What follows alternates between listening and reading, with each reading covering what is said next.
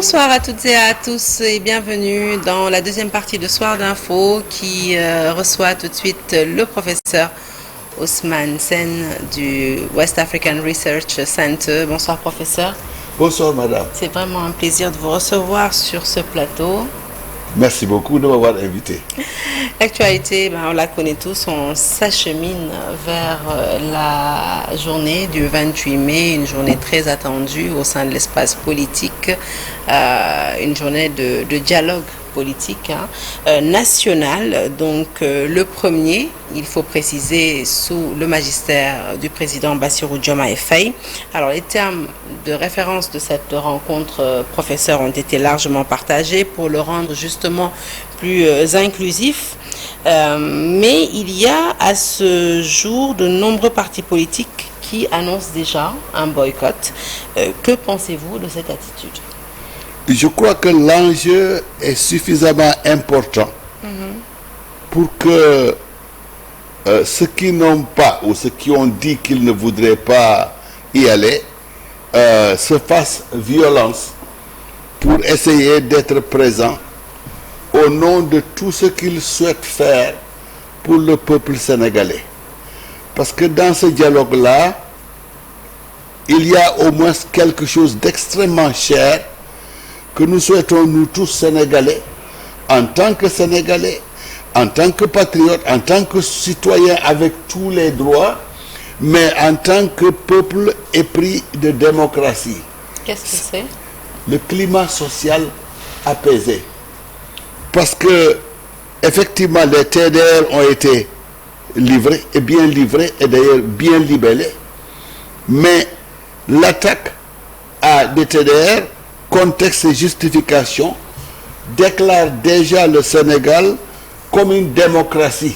Pas nécessairement une démocratie achevée, mais une démocratie parmi les quelques qui sont encore en Afrique de l'Ouest. Une démocratie n'est jamais achevée.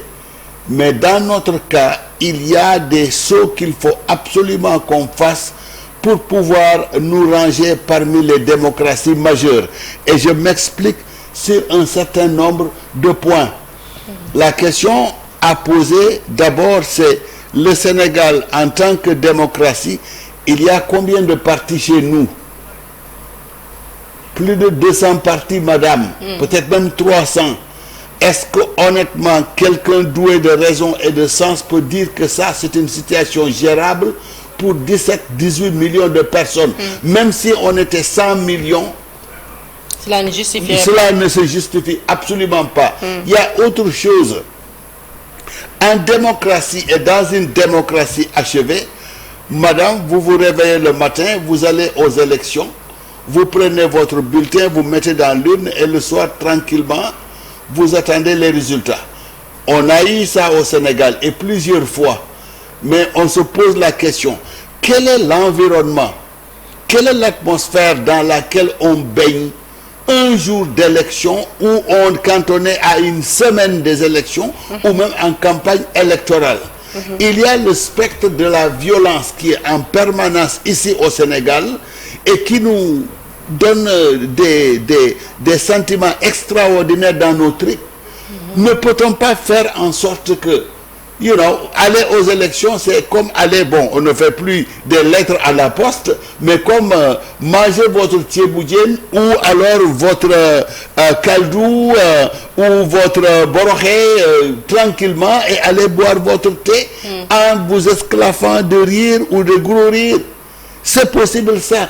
Mais pour qu'on y arrive, il faut que les acteurs politiques, pas nous les électeurs, il faudrait que les acteurs politiques considèrent que ça, c'est une gageure extrêmement importante pour le Sénégal et c'est la même chose que le travail qu'un député doit faire pour son pays, qu'un ministre doit faire pour un pays, son DG doit faire pour son pays et qu'un président de la République doit faire. On en a besoin, nous. Alors, vous voici déjà bien avancé dans la déclinaison des thématiques. Justement, moi, j'allais vous interpeller parce qu'on sait lors de cette rencontre que les autorités veulent, en tout cas comme un forum d'intérêt national. Et lors de cette rencontre, il va y avoir plusieurs thèmes. Il va y avoir des thèmes relatifs aux droits humains, à la démocratie, à la liberté, au processus électoral, aux réformes institutionnelles et aux organes de gestion des élections. S'il vous était donné à vous, professeur Ousmane Sène, de hiérarchiser les thématiques à traiter en priorité, vous nous parleriez de quoi? Je parlerai de ce qui pourrait nous aider à faire en sorte qu'au Sénégal, aller aux élections, c'est comme aller faire ses emplettes au casino là à côté. Tranquille, vous y allez, vous prenez ce que vous voulez, vous rentrez chez vous, tranquille aussi. En d'autres termes, je prends mon bulletin, je vais donner ça, mais tranquille parce que personne ne dira allons-y pour sécuriser notre vote. Allons-y pour qu'on ne nous vole pas ceci. Et on ne nous dira pas alerte sur le fichier, on l'a truqué. Mais ça, c'est des choses, c'est des turpitudes que les hommes politiques remis tout le temps. On a beau le dire que le fichier ne peut plus se truquer. Ah non, non, non. Pour légitimer sa défaite cuisante, on dit oui, mais on m'a volé des choses. Là, vous vous adressez aux hommes politiques, là. Directement. Directement. Je suis en train, parce que c'est eux qui sont concernés. Ça, c'est une demande. En tout cas, si l'expression demande sociale, je dirais c'est une demande nationale. Il faudrait que les hommes politiques, ils nous veulent du bien. N'est-ce pas? C'est ça. Oui, absolument. Je vais en politique parce que je veux servir la majorité du Sénégal. Je suis prêt à leur donner ma vie. J'aime le Sénégal, j'aime les Sénégalais. Dans ces conditions, moi, je leur dis, allez à ces discussions-là et faites en sorte que tous les problèmes qui ont été énumérés dans les TDR, j'ai lu ça de long en large, qu'on puisse trouver, si vous voulez, des solutions, des conclusions qui puissent être à l'unanimité acceptées par tout le monde. On ne peut pas comprendre que le Sénégal, une démocratie vieille de plus d'un siècle, soit là à traîner plus de 200 partis, dont certains n'ont même pas, si vous voulez, un local ou même une adresse postale, rien du tout. Des partis. Et dans ce cadre, difficile finalement d'établir le statut du chef de l'opposition. Mais comment voulez-vous avoir les statuts de chef de l'opposition? Comment voulez-vous avoir une certaine assistance ou une contribution à la vie des partis si ces partis sont des fantômes? Vous ne voyez remettre ces partis qu'à la veille d'élection, et que même madame, à la veille d'élection, il y a des partis qu'on n'entend pas, qui n'ont même pas la possibilité d'avoir un candidat. Soyons sérieux, il faut qu'on dise les choses telles qu'elles sont, et j'entends que récemment, là, hier ou aujourd'hui, il y en a même qui disent qu'ils sont en train de travailler pour créer leur propre parti. Où est-ce qu'on va aller? Combien? Quand est-ce que ça va s'arrêter? Je crois que ce n'est pas possible. C'était une petite digression d'ailleurs parce que vous avez parlé des hommes politiques. Effectivement, on assiste à un divorce quasiment acté entre Barthélémy Dias qui va vers la création de son mouvement et celui qui fut son mentor, Khalifa Sall. Quelle appréciation faites-vous de cette information? Oui, vous avez une expression en Wolof là. Quand vous avez deux couilles, vous ne pouvez pas les mettre dans le même enclos. Oui, je crois que Barthélémy Dias considère, et à juste titre, Khalifa Sall comme son aîné, comme son mentor avant. Mais à partir d'un moment, je crois que les gens grandissent et ils voudraient qu'on leur lâche la bride un peu parce que tous les deux ont un profil ou des profils qui se ressemblent. Tous les deux ont été maires de Dakar, d'ailleurs éjectés de la mairie. Tous les deux, quand même, ont un certain discours et un certain nombre de Sénégalais qui croient en eux. Être ensemble, bon, jusqu'à quel point? Parce que les appétits viennent en mangeant et la politique est ainsi faite. Quand vous avez deux grosses têtes ensemble, il y a le potentiel de conflit. Bon, qu'ils le fassent peut-être maintenant à l'amiable n'est pas une mauvaise chose parce que autant Barthélémy que Sall, ils ont tous les deux la même ambition. Briller en politique, être premier en politique et éventuellement devenir président de la République s'ils n'ont pas l'âge qui risque de leur poser un problème, surtout du côté de Khalifa Sall. Revenons-en au dialogue. Les dialogues, il faut le dire, il y en a eu. celui-ci est le premier, certes, sous le magistère du président Bassirou Diomaye Faye.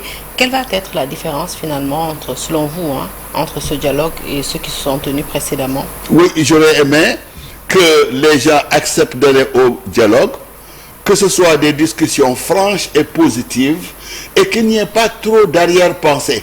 Si vous avez observé, tous ceux qui ont parlé de ce dialogue-là, s'ils sont d'accord, ils disent il en va de l'intérêt des hommes politiques, des partis politiques et du Sénégal. Ceux qui ne veulent pas y aller, pensent déjà à des entourloupes possibles. Voilà, il y a un agenda caché, on veut nous amener à accepter tel et tel, mais non, quand on est au dialogue, on a toujours la possibilité, madame, d'accepter ce qu'on va accepter et de refuser ce qu'on veut refuser. Donc, de ne pas faire la politique. Oui, et j'aurais aimé quand même que le Sénégal ait atteint un certain niveau de maturité politique et de démocratie, et les acteurs eux-mêmes, ayant accumulé autant d'expérience avec toutes les échéances politiques qui sont passées avec toutes ces années, qu'ils se disent allons-y de manière lucide et de manière claire, voyons les enjeux et essayons de trouver ces solutions. Et les enjeux, tous les enjeux sont importants. Mais moi, ce qui est le plus important, qu'on me permette et qu'on permette aux Sénégalais, à une semaine des élections ou même en campagne électorale, qu'on ne se dise pas je ne passe pas dans ce quartier parce qu'on va me caillasser les partisans de tel ou tel. Que le jour des élections, à partir de 18h ou 19h, on commence à donner les résultats et qu'il y ait un consensus et chacun accepte. Ça c'est fait, il est vrai. Mais ça c'est fait après beaucoup. Combien d'incidents ou combien de déclarations qui tendent à invalider le scrutin.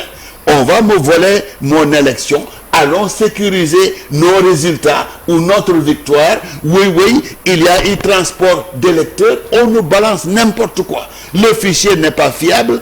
Combien de temps le ministère de l'Intérieur nous dit que le fichier il est conçu de telle façon qu'il n'est plus possible de tricher. Et depuis quand triche-t-on avec le fichier? Personne ne peut nous le dire. À nouveau, c'est un jeu bien sénégalais. Quand je gagne, madame, je me bombe le torse et je dis man maay wadi. Quand je perds, il faut que je trouve des boucs émissaires. Aucun Sénégalais, c'est tous les politiques. Dire oui, mais j'ai perdu parce que je n'ai pas beaucoup de membres ou je n'arrive pas à convaincre, ils ne le diront jamais. J'ai perdu parce que Amna Koudjar, je trouve ça qui sont mes votes. Non, mais c'est pas vrai. Alors là, vous en appelez à la responsabilité des hommes politiques, franchement, qui seront présents à ce dialogue, mais pas que, parce qu'il y a une innovation cette année, c'est que le dialogue sera ouvert aussi aux citoyens sénégalais d'ici, mais aussi de la diaspora, à travers une plateforme. Quelle appréciation faites-vous de cette Oui, je crois que quand on ouvre, c'est très bon, mais il ne faut pas aussi qu'on ouvre à tel point que on sera quelque part où les gens vont parler et ne vont jamais se comprendre. Parce que plus vous êtes nombreux, plus il y a de risque d'avoir une cacophonie. Ouvrir pour que chacun se retrouve, c'est une très bonne chose. Mais ouvrir pour qu'on ait une pagaille organisée ou désorganisée, ça je ne suis pas d'accord. Parce que déjà ce qu'on nous a listé ici, c'est déjà des forces en qui on peut faire confiance. Il y aura quoi?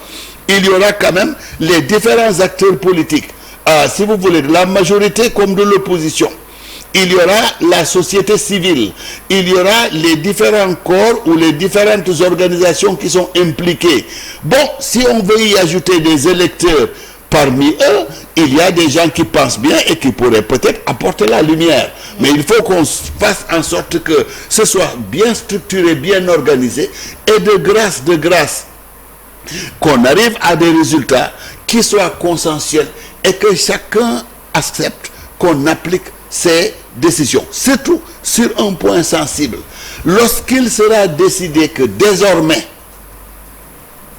pour constituer un parti politique, il faut ça, et que désormais, un parti politique constitué devra répondre à tel et tel critère, et que désormais, les partis politiques qui sont en place dans le cadre des prochaines séances électorales devront remplir tel et tel critère. Il faut qu'on les respecte. Les partis qui n'auront pas pu, rassembler tous ces critères et les respecter, qu'on les mette au frigidaire ou qu'on les jette dans l'océan qui est tout proche là pour qu'on n'en parle plus. Et qu'on ait une démocratie qui soit gérable parce que le nombre d'acteurs politiques et le nombre de structures politiques qui sont en règle constitue un nombre gérable.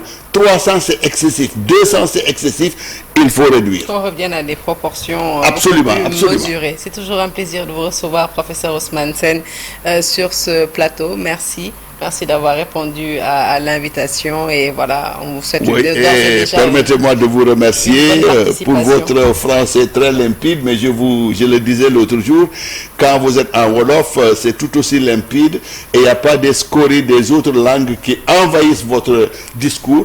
Vraiment, les auditeurs et les téléspectateurs apprécient beaucoup. Merci. Et merci beaucoup. Merci beaucoup. Vous m'envoyez ravi. En tout cas, très bonne participation à ce dialogue que nous souhaitons d'ores et déjà très instructif et surtout inclusif pour le peuple sénégalais. Excellente suite de programme en notre compagnie. Restez avec nous. Vous êtes sur la bonne chaîne. Je vous retrouve demain, Inch'Allah, avec beaucoup de plaisir.